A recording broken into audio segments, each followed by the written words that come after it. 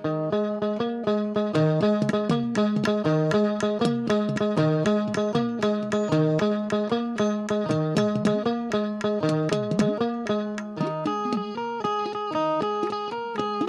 રાકા થઈ અન રખડતા રાકા થઈ અન રખડતા જારીના નોતા જોહા જેની જેની માથે મારા જાગતા પીરનો હાથ પડી ગયો ને સાહેબ, જેની જેની માથે મારા જાગતા પીરનો હાથ પડી ગયો સાહેબ, આજ ભોગવે છે સપન ભોગ. કારણ કે સાહેબ હુકમ કરવા વાળો પીર છે અને એના હુકમમાં જ આનંદ કરવાનો હોય. એનો ઓર્ડર થઈ જાય કાલ સવારે આવીને હામો બેસી જાય, હામો દેખાય 40 લાખનો બંગલો તારો એટલે સાહેબ સવારમાં એનો જ હોય પાછો. આવા દાખલા નજરે જોયા છે.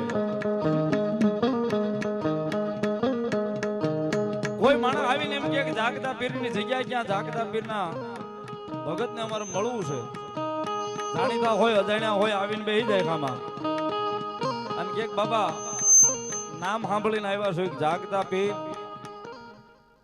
એ વાલા કોઈ જો મારા નામે નીકળે ને અને મારા નામથી જો મારી જગ્યાએ આવતો હોય ને અને જો એને હું એક વખત લેવા ગયો હોય ને તો હું એક જાગતો પીર હોય વાલા જે હોય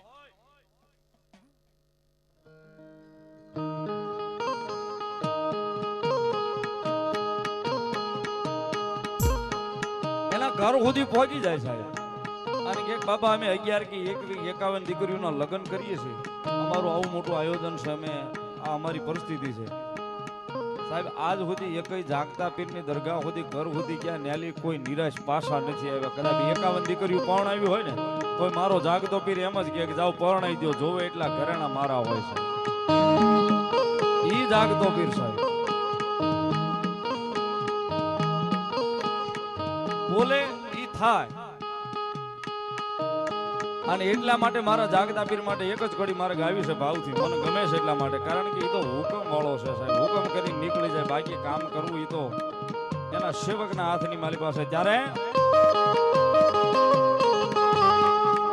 હે ભોળા